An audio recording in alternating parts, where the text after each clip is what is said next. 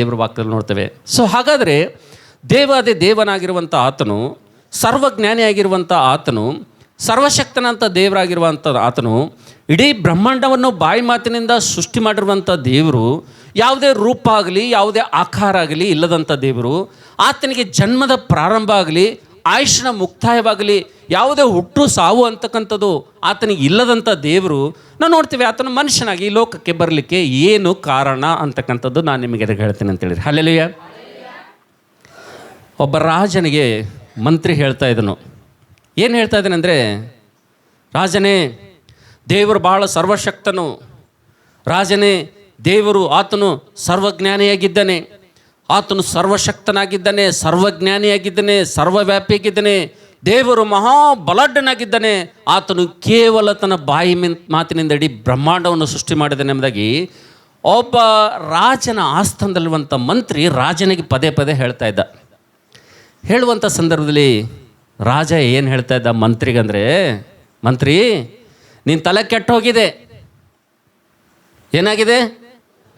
ನಿನ್ನ ತಲೆ ಕೆಟ್ಟೋಗಿದೆ. ದೇವರು ಸರ್ವಶಕ್ತನಂತ, ದೇವರು ಸರ್ವಜ್ಞಾನಿ ಅಂತ, ದೇವರು ಸರ್ವವ್ಯಾಪಿ ಅಂತ, ಆತನಿಗೆ ಹುಟ್ಟು ಆಗಲಿ ಆತನಿಗೆ ಸಾವಾಗಲಿ ಇಲ್ಲಂತ, ಆತನಿಗೆ ಜನ್ಮದ ಪ್ರಾರಂಭವಾಗಲಿ ಆಯುಷ್ಯನ ಮುಕ್ತಾಯವಾಗಲಿ ಇಲ್ಲ ಎಂಬುದಾಗಿ ಹೇಳ್ತಾ ಇದ್ದಿ. ಆತನು ಶಕ್ತಿವಂತ ದೇವರೆಂಬುದಾಗಿ ಹೇಳ್ತಾ ಇದ್ದಿ. ಅದು ಹೇಗೆ ಮನುಷ್ಯನಾಗಿ ಬರಲಿಕ್ಕೆ ಸಾಧ್ಯ? ಹುಚ್ಚ? ಹಾಂ? ದೇವರ ಹತ್ರ ದೇವದೂತರಿದ್ದಾರೆ, ದೇವರ ಹತ್ರ ಸೈನ್ಯ ಇದೆ. ಏನಿದೆ ದೇವ್ರ ಹತ್ರ? ದೇವರ ಹತ್ರ ದೇವದೂತರಿದ್ದಾರೆ, ದೇವರ ಹತ್ರ ದೇವರ ಸೈನ್ಯ ಇದೆ. ನಾವು ನೋಡ್ತೇವೆ, ಶಾಂತಿಯ ಸಂದೇಶ ತರಬೇಕಂದ್ರೆ ದೇವರು ಗ್ಯಾಬ್ರಿಯಲನ್ನು ಕಳಿಸ್ತಾನೆ. ಒಂದು ವೇಳೆ ಯಾರಾದರೂ ಕಷ್ಟದಲ್ಲಿದ್ದರಪ್ಪ ಅಂತಂದರೆ, ಯಾರಾದರೂ ಯುದ್ಧದಲ್ಲಿದ್ದರಪ್ಪ ಅಂದರೆ, ಯಾರಾದರೂ ಹೋರಾಟದಲ್ಲಿದ್ದರಪ್ಪ ಅಂದರೆ, ತಮ್ಮ ಜೀವಿತದಲ್ಲಿ ಸ್ಟ್ರಗಲ್ ಆಗ್ತಾ ಇದ್ರಪ್ಪ ಅಂತಂದರೆ, ಅವರು ತಮ್ಮಿಂದ ತಾವು ಆ ಜೀವಿತದ ಯುದ್ಧವನ್ನು ಜಯಿಸಲಿಕ್ಕೆ, ಸೈತಾನನ ಶೋಧನೆಯನ್ನು ತಪ್ಪಿಸ್ಕೊಳ್ಳಿಕ್ಕೆ ಈ ಹೋರಾಟದಲ್ಲಿ ಅವರಿಗೆ ಆಗಲಿಲ್ಲಪ್ಪ ಅಂತಂದರೆ ಮಿಖಾಯಲ್ ದೇವದೂತರಿಗೆ ದೇವರು ಕಳಿಸ್ತಾನೆ. ಇಷ್ಟೆಲ್ಲ ಶಕ್ತಿಶಾಲಿ ಇರುವಂಥ ದೇವರು, ಶಕ್ತಿಶಾಲಿ ಇರುವಂಥ ದೇವದೂತರು, ಯುದ್ಧಗಳನ್ನು ಮಾಡುವಂಥ ದೇವದೂತರು, ಕತ್ತಿಯಿಂದ ಸಂಹರಿಸುವಂಥ ದೇವದೂತರು ಆತನ ಹತ್ರ ಇದ್ದಾರೆ. ದೇವರು ಒಂದು ವೇಳೆ ಮನಸ್ಸು ಮಾಡಿದನಪ್ಪ ಅಂದರೆ ಅವರಿಗೆ ಯಾರಿಗಾರೆ ಒಬ್ಬರಿಗೆ ದೇವದೂತರಿಗೆ ಕಳಿಸ್ಬೋದು. ದೇವರು ಮನುಷ್ಯನಾಗಿ ಬರಲಿಕ್ಕೆ ಅಂತ ಯಾರಂತಾರೆ? ರಾಜ ಅಂತಾನೆ. ಮಂತ್ರಿ ಏನಂತಾನ? ದೇವರು ಸರ್ವಶಕ್ತಿವಂತನ, ಸರ್ವಜ್ಞಾನಿಯನ, ಆತನು ಪ್ರೇಮಾಮಯನ, ಆತನು ಕರುಣಾಮಯನ, ಆತನು ದಯಾಸಾಗರನ, ಆತನು ಪ್ರೀತಿಯಲ್ಲಿ ಕರುಣೆಯಲ್ಲಿ ಆತನು ಐಶ್ವರ್ಯವುಳ್ಳುವಂಥ ದೇವರನಂತೇಳಿ ಮಂತ್ರಿ ಹೇಳ್ತಾನೆ. ರಾಜ ಮಾತ್ರ, ದೇವರು ಮಾತ್ರ ಮನುಷ್ಯಾಗಿ ಬರ್ಲಿಕ್ಕೆ ಸಾಧ್ಯ ಇಲ್ಲ. ಆತ ಮನಸ್ಸು ಮಾಡೋದಂದ್ರೆ ಯಾರಿಗಾರ ಒಬ್ಬರಿಗೆ ಕಳಿಸ್ಬೇಕು, ಮಾನವರ ಪಾಪದಿಂದ ಬಿಡಿಸ್ಲಕ್ಕ ಅಂತನ ರಾಜ. ಸೊ ಈ ಮಂತ್ರಿಗೆ ಹೇಗಾದರೂ ಮಾಡಿ ದೇವರು ಹೇಗೆ ಮನುಷ್ಯನಾಗಿ ಬಂದನೆಂಬುದಾಗಿ ರಾಜನಿಗೆ ತಿಳಿಸಲೇಬೇಕೆಂಬುದಾಗಿ ಒಂದು ಆಲೋಚನೆ ಮಂತ್ರಿಗೆ ಬರ್ತದೆ. ಆತನೇನು ಮಾಡ್ತಾನಪ್ಪ ಅಂತಂದರೆ, ಒಂದು ಸಲ ರಾಜನೇನು ಮಾಡ್ತಾನಂದರೆ, ತನ್ನ ಸೈನಿಕರನ್ನು ಕರ್ಕೊಂಡು, ರಾಜ ಪರಿವಾರವನ್ನು ಕರೆದುಕೊಂಡು, ತನ್ನ ಇರುವಂಥ ಒಬ್ಬನೇ ಒಬ್ಬ ಮಗನನ್ನು ಆತನು ತಾನಾದ ನಂತರ ಸಿಂಹಾಸನದ ಮೇಲೆ ಕೂತ್ಕೊಳ್ಳುವಂಥ ರಾಜನಾಗುವಂಥ ಒಬ್ಬನೇ ಕುಮಾರನನ್ನು ಕರೆದುಕೊಂಡು, ರಾಣಿಯನ್ನು ಕರ್ಕೊಂಡು, ಸೈನಿಕರನ್ನು ಕರ್ಕೊಂಡು ಒಂದು ಸುಂದರವಾದಂಥ ಒಂದು ನದಿಯಲ್ಲಿ ಆತನು ಏನು ಮಾಡ್ತಾನಂದರೆ ಆತನು ಪ್ರಯಾಣ ಮಾಡ್ತಾ ಇರ್ತಾನೆ. ಅಂಥ ಸಂದರ್ಭದಲ್ಲಿ ನಾವು ನೋಡ್ತೇವೆ, ರಾಜನ ಮಗನು ಆ ದೋಣಿಯಲ್ಲಿರುವಂಥ ಒಂದು ಪಕ್ಕದಲ್ಲಿ ಹೋಗಿ ಮರೆಯಾಗ್ತಾನೆ. ಅದೇ ಸಂದರ್ಭದಲ್ಲಿ ಮಂತ್ರಿ ಒಂದು ಕೆಲಸ ಮಾಡ್ತಾನೆ. ಆ ರಾಜನ ಮಗನಂತೆ ಇರುವಂಥ ಒಂದು ಗೊಂಬೆಯನ್ನು ಏನು ಮಾಡ್ತಾನೆ ಅಂದರೆ, ತಕ್ಷಣ ರಾಜನ ಕಡೆಗೆ ಹೀಗೆ ತೋರಿಸಿ ಅದನ್ನು ನೀರಲ್ಲಿ ಬಿಸಾಕ್ಬಿಡ್ತಾನೆ ಸಮುದ್ರದಲ್ಲಿ. ಆವಾಗ ರಾಜ ಏನು ಮಾಡ್ತಾನೆ ಅಂತಂದರೆ, ಹಿಂದೂ ಮುಂದೆ ಏನು ನೋಡೋಂಗಿಲ್ಲ ಆತನು. ಅಕ್ಕಪಕ್ಕ ಹಿಂದೆ ಮುಂದೆ ಯಾರನ್ನು ನೋಡದೆ ಆತನ ತಲೆಯಲ್ಲಿ ಒಂದೇ ಬರ್ತದೆ. ಏನು ಬರ್ತದೆ ಅಂದರೆ, ಮಂತ್ರಿ ನನ್ನ ಮಗನನ್ನು ಏನು ಮಾಡಿದನು? ಮಂತ್ರಿ ಏನು ಮಾಡಿದನು? ನನ್ನ ಮಗನನ್ನು ಸಮುದ್ರದಲ್ಲಿ ಬಿಸಾಕ್ದನಂತೇಳಿ ಮಂತ್ರಿ ಸಂಗತಿ ಆಮೇಲೆ ಮೊದಲು ನನ್ನ ಮಗನ ಉಳಿಸ್ಬೇಕಂತೇಳಿ ಯಾರನ್ನೂ ಕೂಡ ಆತನ ಆಜ್ಞೆ ಮಾಡಿದ ನೇರವಾಗಿ ನೀರೆಲ್ಲ ಆತನ ಜಂಪ್ ಮಾಡ್ತಾನಂತೇಳಿ. ಯಾವಾಗ ನೀರೆಲ್ಲ ಆತನು ಜಂಪ್ ಮಾಡಿ ಕೆಳಗಡೆ ಹೋಗಿ ಆ ಒಂದು ಮಗುವನ್ನು ಎತ್ಕೊಂಡು ಈ ರೀತಿಯಾಗಿ ಹಿಡ್ಕೊಂಡು ಆತನು ಹೇಳ್ತಾನೆ, ತನ್ನ ಸೈನಿಕರಿಗೆ ಹೇಳ್ತಾನೆ, ಎಲ್ಲಿ ಸೈನಿಕರು ಆ ಮಂತ್ರಿಯನ್ನು ಹಿಡೀರಿ. ಆ ಮಂತ್ರಿಯನ್ನು ಹಿಡಿದು ಏನು ಮಾಡ್ರಿ, ಈಗ ಆತನ ಶಿರಚ್ಛೇದನ ಮಾಡ್ರಿ ಎಂಬುದಾಗಿ ಆಜ್ಞೆ ಜಾರಿ ಮಾಡಿಬಿಡ್ತಾನೆ. ಆವಾಗ ಆ ಮಂತ್ರಿ ಅಂತಾನೆ, ರಾಜ ನೀನು ಬೇಕಾದ ಶಿಕ್ಷೆ ಕೊಡು ನನಗೆ, ಆದರೆ ನಿನ್ನ ಶಿಕ್ಷೆ ಕೊಡೋದಕ್ಕಿಂತ ಮುಂಚೆ, ನನ್ನ ಶಿರಚ್ಛೇದನ ಮಾಡೋದಕ್ಕಿಂತ ಮುಂಚೆ ನಾನು ನಿನ್ನ ಜೊತೆ ಒಂದು ನಿಮಿಷ ಮಾತಾಡಬೇಕು, ನನಗೆ ಅವಕಾಶ ಕೊಡು ಎಂಬುದಕ್ಕೆ ಕೇಳ್ತಾನೆ. ಸಾಯೋರಿಗೆ ಹೆಂಗೆ ಒಂದು ನಿಮಿಷ ಅವಕಾಶ ಕೊಡ್ತಾರಲ್ಲ, ಸರಿ ನಿಂದೇನು ಆಸೆ ಹೇಳು ಸಾಯೋದಕ್ಕಿಂತ ಮುಂಚೆ ಎಂಬುದಾಗಿ ರಾಜನ ಕೇಳ್ತಾನೆ. ಆವಾಗ ಈ ಮಂತ್ರಿ ಹೇಳ್ತಾನೆ, ರಾಜ ನೀನಿರುವಂಥ ದೋಣಿಯಲ್ಲಿ ಈಜನ್ನು ಬಲ್ಲಂಥ ನಿಪುಣರಿದ್ದರು. ರಾಜ ಸಮುದ್ರದಲ್ಲಿ ದೋಣಿಯಲ್ಲಿ ಹೋಗ್ತಾನಂದರೆ ಸಂಗಟ ಯಾರು ಇರ್ತಾರೆ? ಯಾರಿರ್ತಾರೆ? ಸೈನಿಕರು ಹೆಂಗೂ ಇರ್ತಾರೆ, ಆದ್ರೆ ಪ್ರತ್ಯೇಕವಾಗಿ ಯಾರು ಇರ್ತಾರೆ? ಈಜುವುದರಲ್ಲಿ ಬಹಳ ನಿಪುಣವಾಗಿರುವಂಥ ಸೈನಿಕರು ಆತನ ಜೊತೆ ಇರ್ತಾರಲ್ರಿ. ಇರ್ತಾರ? ಹಾಂ. ರಾಜ ನಿನ್ನ ಜೊತೆ ಎಷ್ಟು ಸಮುದ್ರದಲ್ಲಿ ಆಳವಾಗಿ ಜಿಗಿದು ಸಮುದ್ರ ತಳವನ್ನು ಮುಟ್ಟಿ ಬರುವಂಥ ಯೂಜಿನಲ್ಲಿ ಪಂಡಿತರಿರುವಂಥ ಸೈನಿಕರು ನಿನ್ನ ಪಕ್ಕದಲ್ಲೇ ಇದ್ದರು. ಮತ್ತು ಎಂಥ ಒಂದು ಕಷ್ಟ ಬಂದ್ರೂ ಕೂಡ ನಿನ್ನ ಕುಟುಂಬ ಪಾರು ಮಾಡಲಿಕ್ಕೆ, ನಿನ್ನ ಕುಟುಂಬ ರಕ್ಷಣೆ ಮಾಡಲಿಕ್ಕೆ ನಿನ್ನ ಅಕ್ಕದಲ್ಲಿ ದೋಣಿ ಎಲ್ಲ ನಿನ್ನ ಸುತ್ತಲೂ ಸೈನಿಕರಿದ್ದರು. ನೀನು ಯಾಕೆ ಅವರಿಗೆ ನಿನ್ನ ಮಗನಿಗೆ ಹೋಗಿ ತೆಗೆದುಕೊಡ್ಮ ಅಂತೇಳಿ ಆಜ್ಞೆ ಮಾಡಲಿಲ್ಲ ಎಂಬುದಾಗಿ ಕೇಳ್ತಾನೆ ಆತನು. ನೀನು ಹೇಳ್ಬೋದಾಗಿತ್ತಲ್ಲ, ಏನಂತ? ನೀನು ಆಜ್ಞೆ ಮಾಡಿದ್ರೆ ಇವತ್ತು ನನ್ನ ಶಿರಚ್ಛೇದನ ಮಾಡಲಿಕ್ಕೆ ಸೈನಿಕರು ತಯಾರಿದ್ದಾರೆ. ನೀನು ಒಂದು ಆಜ್ಞೆ ಮಾಡಿದ್ರೆ 100 ಜನ ಸೈನಿಕರು ಒಳಗಡೆ ಹೋಗ್ತಾ ಇದ್ರು ಸಮುದ್ರದಲ್ಲಿ. ಆದರೆ ರಾಜ, ನೀನು ಯಾಕೆ ನಿನ್ನ ಸೈನಿಕರಿಗೆ ಆಜ್ಞೆ ಮಾಡಲಿಲ್ಲ? ಈಜುಬಲ್ಲಂಥ ಪಂಡಿತರಿಗೆ ಯಾಕೆ ನೀನು ಆಜ್ಞೆ ಮಾಡಲಿಲ್ಲ? ಯಾಕೆ ನೇರವಾಗಿ ನೀನೇ ಆ ಸಮುದ್ರದಲ್ಲಿ ಧುಮುಕಿದೆ ಎಂಬುದಾಗಿ ಈ ಪ್ರಶ್ನೆ ಮಂತ್ರಿ ರಾಜ ಕೇಳುವಾಗ ರಾಜ ಹೇಳ್ತಾನೆ, ಮಂತ್ರಿ, ನನಗಿರುವಂಥ ಏಕೈಕ ಕುಮಾರನು, ನನಗಿರುವಂಥ ಒಬ್ಬನೇ ಒಬ್ಬ ಮಗನು ನೀನು ಸಮುದ್ರದಲ್ಲಿ ಎತ್ತಿ ಬಿಸಾಕಿದಾಗ ನನ್ನ ಅಕ್ಕಪಕ್ಕ ಯಾರಿದ್ದಾರೋ, ನನ್ನ ಹಿಂದೆ ಮುಂದೆ ಯಾರಿದ್ದಾರೆ ಅಂತಕ್ಕಂಥ ಪರಿವೇ ಕೂಡ ನನಗಿರಲಿಲ್ಲ ಎಂಬುದಾಗಿ ಆತನು ಹೇಳ್ತಾನೆ ಅಂತೇಳಿ. ಹಲ್ಲೆಲೂಯಾ.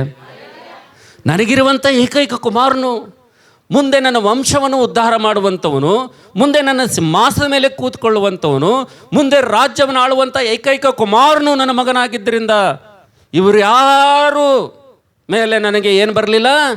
ನಂಬಿಕೆ ಬರಲಿಲ್ಲ. ಅವ್ರು ಯಾರು ಹರ ಅಂತೇಳಿ ನಾನು ಆಲೋಚನೆ ಮಾಡಿಲ್ಲ. ನನ್ನ ಮಗನನ್ನು ನಾನೇ ರಕ್ಷಿಸ್ಬೇಕಂತೇಳಿ ನಾನು ನೀರಾಗಿ ಧುಮುಕಿದ್ದೀನಿ ಎಂಬುದಾಗಿ ರಾಜ ಹೇಳ್ತಾನ. ಆವಾಗ ರಾಜ ಹೇಳ್ತಾನ, ರಾಜನೇ, ಯೇಸು ಕ್ರಿಸ್ತನು ದೇವರು ಕೂಡ ಮಾಡಿದ್ದ ಅದನ್ನೇ ಎಂಬುದಾಗಿ ಆತನೇ ಹೇಳ್ತಾನಂತೀರಿ. ಹಲ್ಲೆಲೂಯಾ. ದೇವರು ಮಾಡಿದ ಕೂಡ ಅದನ್ನೇ. ದೇವರು ಕೂಡ ಆತನ ಮನುಷ್ಯನಾಗಿ ಲೋಕಕ್ಕೆ ಯಾಕೆ ಬಂದನಪ್ಪ ಅಂತಂದರೆ, ನಾವು ನೋಡ್ತೇವೆ, ತಾನು ಕೈಯಾರೆ ಮಣ್ಣಿನಿಂದ ಸೃಷ್ಟಿ ಮಾಡಿ ತನ್ನ ಒಂದು ಜೀವ ಶ್ವಾಸವನ್ನು ಊದಿ ಈ ಲೋಕದಲ್ಲಿ ತನ್ನ ಆಸ್ತಿಯಾಗಿರುವಂಥ, ತನ್ನ ಒಂದು ಮಕ್ಕಳಾಗಿರುವಂಥ, ತನ್ನ ಸ್ವರೂಪದಲ್ಲಿ ಉಂಟು ಮಾಡಿರುವಂಥ ಮಾನವರು ಈ ಲೋಕದಲ್ಲಿದ್ದಂಥ ಸಂದರ್ಭದಲ್ಲಿ ಶತ್ರು ಸೈತಾನವರನ್ನು ವಂಚಿಸಿ ಪಾಪದಲ್ಲಿ ಬೀಳಿಸಿ ಮತ್ತು ಸೈತಾನನಿಗೋಸ್ಕರ ಸಿದ್ಧಪಡಿಸಿರುವಂಥ ನರಕದ ಕಡೆಗೆ ಮಾನವರು ಹೋಗುವಂಥ ಸಂದರ್ಭದಲ್ಲಿ ಅವರು ನನ್ನ ಸ್ವರೂಪದಲ್ಲಿ ಉಂಟು ಮಾಡಿರುವಂಥ ನನ್ನ ಮಕ್ಕಳಾಗಿದ್ದರೆ ಮನುಷ್ಯರೆಲ್ಲರೂ ನಾನು ಹೇಗೆ ಸುಮ್ಮನೆ ಕೂಡಲೆಂಬುದಾಗಿ ಆತನೇ ಮನುಷ್ಯನಾಗಿ ಆಯ್ತನ ಲೋಕಕ್ಕೆ ಬಂದನು ರಾಜ ಎಂಬುದಾಗಿ ಮಂತ್ರಿ ಹೇಳ್ತಾನಂತೇಳಿರಿ. ಹಲ್ಲೆಲೂಯಾ. ಆವಾಗ ರಾಜನಂತಾನೆ, ನಿಜವಾದಂಥ ಮಾತು ಇದು, ನಿಜವಾದಂಥ ಮಾತು. ತನ್ನ ಕೈಯಾರೆ ಸೃಷ್ಟಿ ಮಾಡಿದಂಥ ದೇವರು ತನ್ನ ಜೀವ ಶ್ವಾಸವನ್ನು ಪ್ರತಿ ಮನುಷ್ಯನಲ್ಲಿ ಊದಿರುವಾಗ ಪ್ರತಿಯೊಬ್ಬ ಮನುಷ್ಯನು ದೇವರ ಆಸ್ತಿಯಾಗಿರುವಂಥ ಸಂದರ್ಭದಲ್ಲಿ ಆತನ ಹೇಗೆ ಸುಮ್ಮನೆ ಕೂತ್ಕೊಳ್ತಾನೆ ರೀ?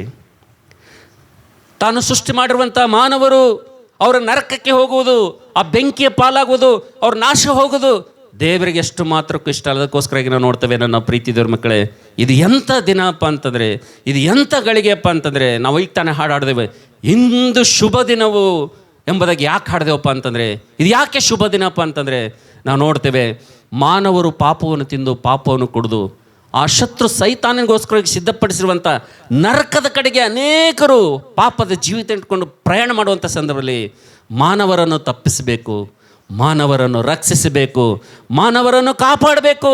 ಅವ್ರನ್ನ ತಿರುಗಿ ಎಲ್ಲಿಂದ ಬಂದಿದ್ದಾರೋ ಸ್ವರ್ಗದಿಂದ ಬಂದಿದ್ದಾರೆ, ಅದೇ ಸ್ವರ್ಗದಲ್ಲಿ ಅವ್ರನ್ನ ಮತ್ತೆ ಸೇರಿಸಬೇಕಂತೇಳಿ ಆತನು 2025 ವರ್ಷಗಳ ಹಿಂದೆ ಆತನು ಕನ್ಯೆ ಮರಿಯಳ ಒಂದು ಗರ್ಭದಲ್ಲಿ ನಾವು ನೋಡ್ತೇವೆ, ಪವಿತ್ರಾತ್ಮನ ಮೂಲಕವಾಗಿ ಯೇಸು ಅಂತಕ್ಕಂಥ ಹೆಸರಿನಲ್ಲಿ ಆತನು ಜನಿಸಿ ಈ ಲೋಕಕ್ಕೆ ಬಂದನು.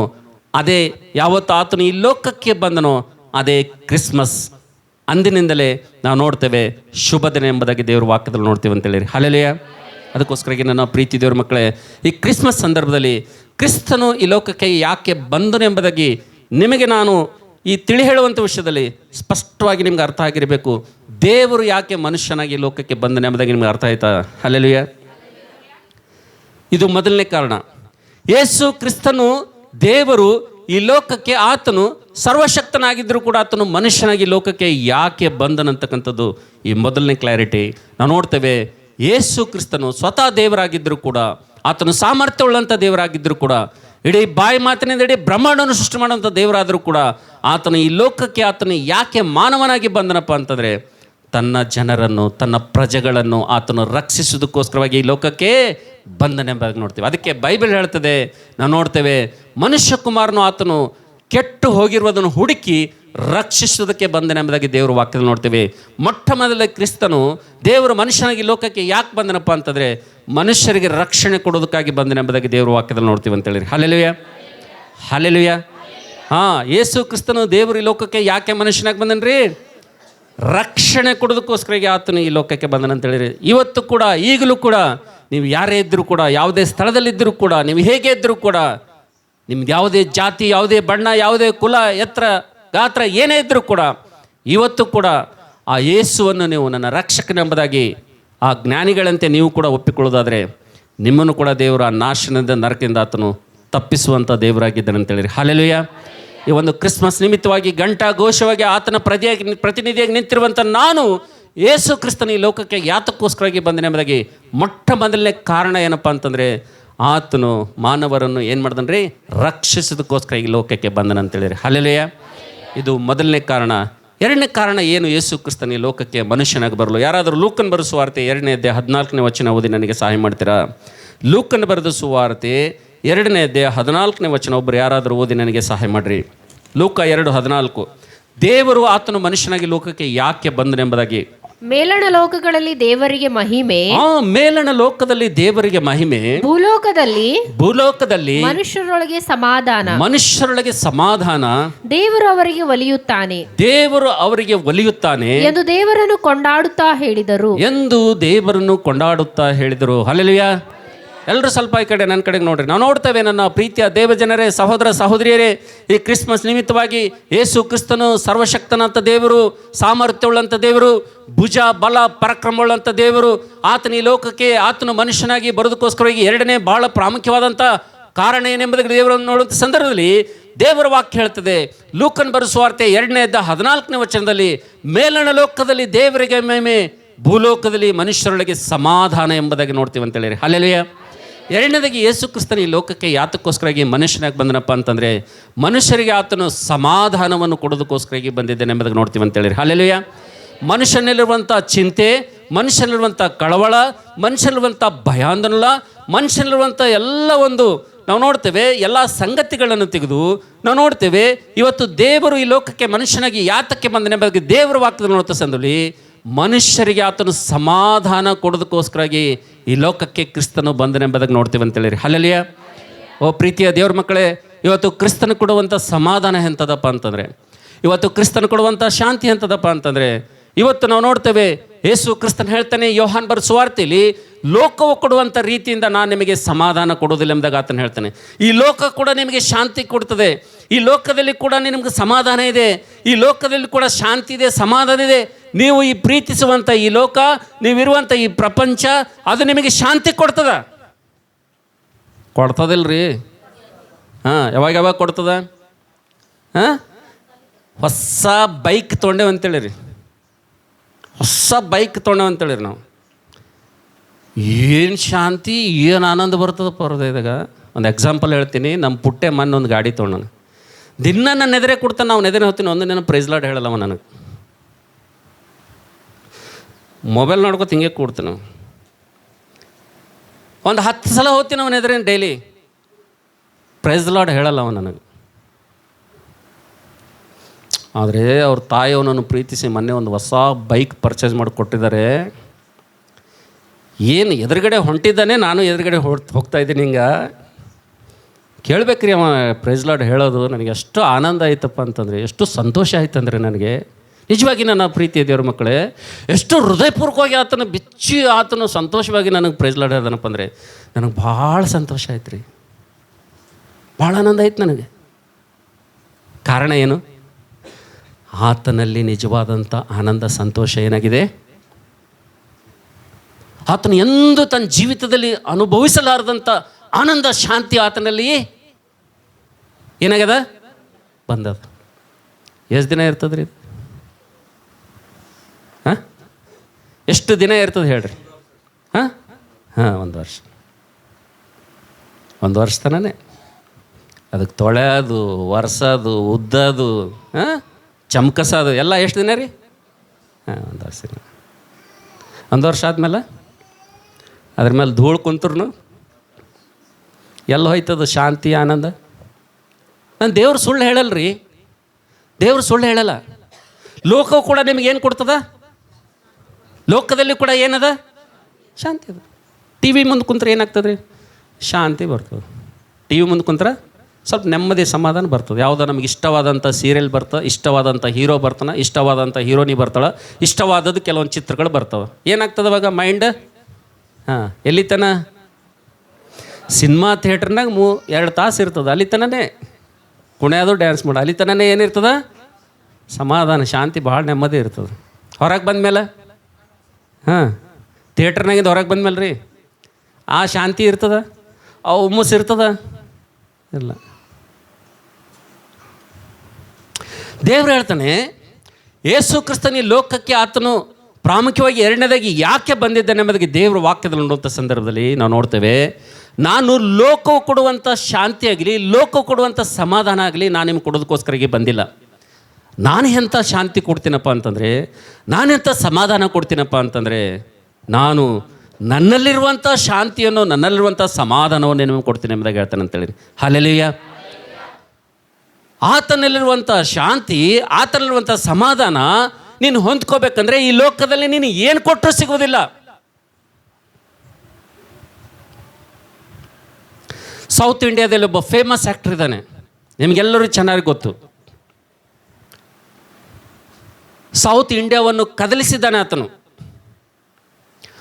ಆತನ ನಟನೆ, ಆತನ ಒಂದು ಆ್ಯಕ್ಟಿಂಗು, ಆತನ ಸ್ಟೈಲು ಅನೇಕರು ನಾವು ನೋಡ್ತೇವೆ ಎದ್ದು ಕುಣಿದಾಡ್ತಾರೆ. ಆತನು ಅಷ್ಟೊಂದು ಅದ್ಭುತವಾದಂಥ ನಟನೆ ಮಾಡುವಂಥ ವ್ಯಕ್ತಿ ಆತನು. ನಮ್ಮ ಕರ್ನಾಟಕದಲ್ಲೂ ಕೂಡ ಭಾಳ ಪ್ರಭಾವ ಬೀರಿದಂಥ ವ್ಯಕ್ತಿ ಆತನು. ತನ್ನ ನಟನೆಯಲ್ಲಿ, ತನ್ನ ಸ್ಟೈಲಲ್ಲಿ ಆತನು ಸ್ಟೈಲ್ ಕಿಂಗ್ ಅಂತೇಳಿ ಆತನ ಒಂದು ಹೆಸರು ಕೂಡ, ಬಿರುದು ಕೂಡ ಕೊಟ್ಟಿದ್ದಾರೆ ಅಂತೇಳಿ. ಹಲ್ಲೆಲೂಯಾ. ಆತನಿಗೆ ಏನು ಒಂದು ಹೆಸರು ಕೊಟ್ಟಿದ್ದಾರೆ? Style king. ಅಂದರೆ ಆತನಂಗೆ ಸ್ಟೈಲ್ ಮಾಡ್ಲಿಕ್ಕೆ ಯಾರಿಗೂ ಬರೋಂಗಿಲ್ಲ. ಸಿಗರೇಟ್ ಹಿಂಗೆ ಹಾರಿಸ್ದನಪ್ಪ ಅಂದರೆ ಬಾಯಲ್ಲಿ ಹಿಡ್ಕೊತಾನೆ, ಯಾರಿಗೂ ಬರೋಂಗಿಲ್ಲ. ಚಶ್ಮಾ ಹಿಂಗೆ ಹಿಂಗೆ ಹಿಂಗೆ ಮಾಡಿ ಹಿಂಗೆ ಹಚ್ತಾನಪ್ಪ ಅಂದರೆ ಅವನಂಗೆ ಚಶ್ಮಾ ಹಚ್ಲಕ್ಕೆ ಯಾರಿಗೂ. ಹಾಂ, ಇಂಥವೆಲ್ಲ ಕರಾಮತ್ತು ಮಾಡೋದ್ರಿಂದ ಆತನಿಗೆ ಒಂದು ಹೆಸರು ಬಂದದ. ಏನು ಹೆಸರು? ಸ್ಟೈಲ್ ಕಿಂಗ್ ಅಂತೇಳಿ ಆತನ ಒಂದು ಹೆಸರು ಬಂದದ. ಆತನ ಹೆಸರೇ ರಜನಿಕಾಂತ್. ಇಡೀ ತಮಿಳು ಚಿತ್ರರಂಗವನ್ನು ಕದಲಿಸೋದು ಮಾತ್ರವಲ್ಲ, ನಮ್ಮ ಕರ್ನಾಟಕದಲ್ಲಿ ಹೆಸರು ಮಾಡೋದು ಮಾತ್ರವಲ್ಲ, ಆತನು ಸೌತ್ ಇಂಡಿಯಾದಲ್ಲಿ ಆತನು ಭಾಳ ಫೇಮಸ್ಸು. ಆತನು ನಂಬರ್ 1 ಪಟ್ಟಕ್ಕೆ ಏರಿದಂಥ ನಟನೆಯಲ್ಲಿ ಫೇಮಸ್ ವ್ಯಕ್ತಿಯಾಗಿದ್ದಾನೆ ಅಂತೇಳಿ. ಹಲ್ಲೆಲೂಯಾ. ಆತನ ಅದ್ಭುತವಾದಂಥ ಒಂದು ನಟನೆಯನ್ನು ಗುರುತಿಸಿ ಸೌತ್ ಇಂಡಿಯಾ ಏನು ಮಾಡ್ತಂದರೆ ಆತನಿಗೆ ನಂಬರ್ 1 ಪಟ್ಟ ಕೊಡಬೇಕೆಂಬುದಾಗಿ ಒಂದು ಕಾರ್ಯಕ್ರಮ ಆಯೋಜನೆಯನ್ನು ಮಾಡ್ತಾರೆ. ಒಂದು ಕಾರ್ಯಕ್ರಮ ಆಯೋಜನೆ ಮಾಡಿಕೊಂಡು ಆ ಮೀಟಿಂಗ್ನಲ್ಲಿ ಆತನಿಗೆ ಸೌತ್ ಇಂಡಿಯಾದ ನಂಬರ್ 1 ಸ್ಟಾರ್ ಎಂಬುದಾಗಿ ಆತನಿಗೆ ಒಂದು ಕಿರೀಟ, ಆತನಿಗೆ ಒಂದು ಬಹುಮಾನ ಕೊಡಬೇಕೆಂಬುದಾಗಿ ಒಂದು ದೊಡ್ಡ ಕಾರ್ಯಕ್ರಮ ಆಯೋಜನೆ ಮಾಡ್ತಾರೆ. ಆಯೋಜನೆ ಮಾಡಿ ರಜನಿಕಾಂತ್ ಕರೀತಾರೆ. ರಜನಿಕಾಂತ್ ಕರೆದ ಮೇಲೆ ಆತನು ಸ್ಟೇಜ್ ಮೇಲೆ ಬಂದ ಮೇಲೆ ಅಲ್ಲಿ ಆ್ಯಂಕರ್ ಹೇಳ್ತಾ ಇರ್ತಾರೆ, ನಮ್ಮ ಸೌತ್ ಇಂಡಿಯಾದಲ್ಲಿ ಇಂಥ ಪ್ರಭಾವವಂತ ನಟ, ಇಂಥ ಆ್ಯಕ್ಟಿಂಗ್ ಮಾಡುವಂಥ ಒಂದು ಕಲೆ ಇರುವಂಥ ವ್ಯಕ್ತಿ ಇವತ್ತು ನಮ್ಮ ಸೌತ್ ಇಂಡಿಯಾದಲ್ಲಿ ಪ್ರಮುಖ ಮೊದಲನೇ ಸ್ಥಾನಕ್ಕೆ ಬರೋದು ನಮಗೆ ಎಷ್ಟು ಸಂತೋಷ. ಅದಕ್ಕೋಸ್ಕರವಾಗಿ ನಾವು ನೋಡ್ತೇವೆ ಸೂಪರ್ ಸ್ಟಾರ್, ಸೌತ್ ಇಂಡಿಯಾದ ಮೊದಲನೇ ಸೂಪರ್ ಸ್ಟಾರ್ ಎಂಬುದಾಗಿ ಆತನಿಗೆ ನಾವು ಬಹುಮಾನ ಕೊಡ್ತಾ ಇದ್ದೇವೆ. ಇವತ್ತು ನಾವು ಆತನಿಗೆ ಸನ್ಮಾನ ಮಾಡ್ತಾ ಇದ್ದೇವೆ ಎಂಬುದಾಗಿ ಆತನಿಗೆ ಆ ಒಂದು ಕಿರೀಟ ಕೊಡುವಂಥ ಸಂದರ್ಭದಲ್ಲಿ ಆ ವೇದಿಕೆ ಮೂಲಕ ಆತನು ಹೇಳ್ತಾನೆ, ಸರ್ ದಯಮಾಡಿ ನನ್ನನ್ನು ನಂಬರ್ 1 ಪಟ್ಟಕ್ಕೆ ನೀವು ಆ ಒಂದು ಹುದ್ದೆಗೆ ನನ್ನನ್ನು ಏರಿಸ್ಬೇಡ್ರಿ, ಆ ಒಂದು ಪಟ್ಟವನ್ನು ನನಗೆ ಕೊಡಬೇಡ್ರಿ. ಕಾರಣ ಏನಪ್ಪ ಅಂತಂದರೆ ಈ ನೆರೆದ ಸಭೆಯಲ್ಲಿ ಆ ಒಂದು ಬಹುಮಾನವನ್ನು, ಆ ಕಿರೀಟವನ್ನು, ಆ ಹೆಸರನ್ನು, ನಂಬರ್ 1 ಸ್ಟಾರ್ ಅಂತಕ್ಕಂಥ ಹೆಸರನ್ನು ತೆಗೆದುಕೊಳ್ಳಲು ನಾನು ಇಷ್ಟಪಡ್ತಾ ಇಲ್ಲ, ದಯವಿಟ್ಟು ನನ್ನನ್ನು ಕ್ಷಮಿಸ್ರಿ ಎಂಬುದಾಗಿ ಆತನು ಈ 2 ಮಾತು ಹೇಳಿ ಸ್ಟೇಜನ್ನು ಇಳಿತಾನೆ. ಆತನು ಸ್ಟೇಜ್ ಇಳಿದು ಏನು ಮಾಡ್ತಾನಪ್ಪ ಅಂತಂದರೆ ಆತನು ನೇರವಾಗಿ ವಸ್ತ್ರಗಳನ್ನು ಚೇಂಜ್ ಆಗ್ತದೆ, ಕಾವಿ ಬಟ್ಟೆಗಳನ್ನು ಹಾಕ್ತಾನೆ. ಕಾವಿ ಬಟ್ಟೆಗಳನ್ನು ಹಾಕ್ಕೊಂಡು ಆತನು ಹಿಮಾಲಯದಲ್ಲಿ ಹೋಗಿ ತಿರುಗಲಿಕ್ಕೆ ಪ್ರಾರಂಭ ಮಾಡ್ತಾನೆ. ಸಾಧು ಆಗಿಬಿಡ್ತಾನೆ ಆತನು. ಜನರೆಲ್ಲ ಆಶ್ಚರ್ಯ ಆಗ್ತಾರೆ. ಆತನ ಒಂದು ಸ್ಟೈಲಿಗೆ, ಆತನ ಒಂದು ಆ್ಯಕ್ಟಿಂಗ್ಗೆ ಯೌವನಸ್ಥರು ಹುಚ್ಚದ್ದು ಕುಣಿತಾರೆ. ಆದರೆ ಈತನ ಇದ್ದಕ್ಕಿದ್ದಾಗೆ ಇಷ್ಟೊಂದು ಕೀರ್ತಿ, ಇಷ್ಟೊಂದು ಹಣ, ಇಷ್ಟೊಂದು ಆಸ್ತಿ, ಇಷ್ಟೊಂದು ನೇಮು ಫೇಮು ಎಲ್ಲನೂ ಬಂದಾಗ ಆತನು ಸ್ಟೇಜ್ ಎಳೆದು ನೇರವಾಗಿ ಆತನು ಕಾವಿಯನ್ನು ಧರಿಸ್ಕೊಂಡು ಹಿಮಾಲಯದಲ್ಲಿ ಹೋಗಿ ಹಿಮಾಲಯ ಪರ್ವತದಲ್ಲಿ ಆ ಕಡೆ ಈ ಕಡೆ ಆತನು ತಿರುಗ್ತಾ ಇರ್ತಾನೆ. ಸುಮ್ಮನೆ ಕೊಡ್ತಾರೆ, ಒಬ್ಬ ಸ್ಟಾರ್ ಹಿಂಗಾಗಿ ಏನಂದ್ರೆ ಸುಮ್ಮನೆ ಕೊಡ್ತಾರೆ, ಅವನಿಂದ ಮೀಡಿಯಾದವ್ರು ಬೆನ್ನತ್ತಾರಲ್ರಿ, ಬೆನ್ನತ್ತಲ್ಲ. ಅಂಥ ದೊಡ್ಡ ವ್ಯಕ್ತಿ, ಪ್ರಭಾವ ಬೀರಿದಂಥ ವ್ಯಕ್ತಿ, ಸೂಪರ್ ಸ್ಟಾರ್ ಇವತ್ತು ಕಾವಿ ಹಾಕ್ಕೊಂಡು ಕಾಲಕ್ಕೆ ಚಪ್ಪಲಿ ಇರಲಾರ್ದೆ ಹಿಮಾಲಯದ ಗುಡ್ಡದಾಗ ತಿರುಗ್ಲತ್ತಾರಪ್ಪ ಅಂದ್ರೆ ಯಾರು ಸುಮ್ಮನೆ ಕೊಡ್ತಾರೆ? ಬೆನ್ನು ಹತ್ತಿ ಹೋಗಿ ಎಷ್ಟು ಆತನು ಮೀಡಿಯಾದಿಂದ ದೂರ ಇರಬೇಕಂದ್ರೂ ಸಾಧ್ಯ ಆಗೋದಿಲ್ಲ. ಕೊನೆಗೆ ಕೆಲವೊಂದು ಪ್ರಮುಖವಾದಂಥ ಮೀಡಿಯಾಗಳು ಬಂದು ಆತನ ಹಿಡಿದು ಒಂದು ಪ್ರಶ್ನೆ ಕೇಳ್ತಾರೆ, ಸರ್ ಏನು ನಿಮ್ಮ ಅವತಾರ, ಏನು ನಿಮ್ಮ ವೇಷಭೂಷಣ, ಏನು ನಿಮ್ಮ ಬದಲಾವಣೆ, ಯಾಕೆ ನೀವು ಇಂಥ ಕಾವಿ ಬಟ್ಟೆಯನ್ನು ಹಾಕ್ಕೊಂಡು ಈ ಹಿಮಾಲಯದಲ್ಲಿ ನೀವು ಚಪ್ಪಲಿರದ ಬರಿಗಾಲಲ್ಲಿ ನೀವು ತಿರುಗ್ತಾ ಇದ್ದೀರಿ ಈ ಗುಡ್ಡದ ಮಧ್ಯದಲ್ಲಿ ಎಂಬುದಾಗಿ ಪತ್ರಕರ್ತರು, ಆ ಒಂದು ಮಾಧ್ಯಮದವರು ಕೇಳಿದಂಥ ಒಂದು ಪ್ರಶ್ನೆಗೆ ರಜನಿಕಾಂತ್ ಸೂಪರ್ ಸ್ಟಾರ್, ನಮ್ಮ ದೇಶದ ಪ್ರಮುಖ ಒಂದು ಆ್ಯಕ್ಟಿನಲ್ಲಿದೆ ಮುಂದೆ ಇದ್ದಂಥ ವ್ಯಕ್ತಿ ಆತನ ಒಂದು ಮಾತು ಹೇಳ್ತಾನೆ, ಏನಂದರೆ ನಾನು ಯಾಕೆ ಈ ಒಂದು ಸ್ಥಳವನ್ನು ಆಯ್ಕೆ ಮಾಡಿಕೊಂಡಪ್ಪ ಅಂತಂದರೆ, ನಾನು ಯಾಕೆ ಈ ಬಟ್ಟೆನ ಆಯ್ಕೆ ಮಾಡಿಕೊಂಡಪ್ಪ ಅಂತಂದರೆ, ನಾನು ಯಾಕೆ ಹಿಮಾಲಯ ಪರ್ವತವನ್ನು ನಾನು ಆಯ್ಕೆ ಮಾಡಿಕೊಂಡಪ್ಪ ಅಂತಂದರೆ, ಶಾಂತಿಗೋಸ್ಕರಾಗಿ, ಸಮಾಧಾನಕ್ಕೋಸ್ಕರಾಗಿ ನಾನು ಈ ಸ್ಥಳವನ್ನು ಆಯ್ಕೆ ಮಾಡ್ಕೊಂಡಿದ್ದೇನೆ ಎಂಬುದಾಗ ಆತನು ಹೇಳ್ತಾನೆ ಅಂತೇಳಿ. ಹಲ್ಲೆಲೂಯಾ. ಎದಕ್ಕೆ ಆಯ್ಕೆ ಮಾಡ್ಕೊಂಡನಂತ್ರಿ? ಎದಕ್ಕೆ?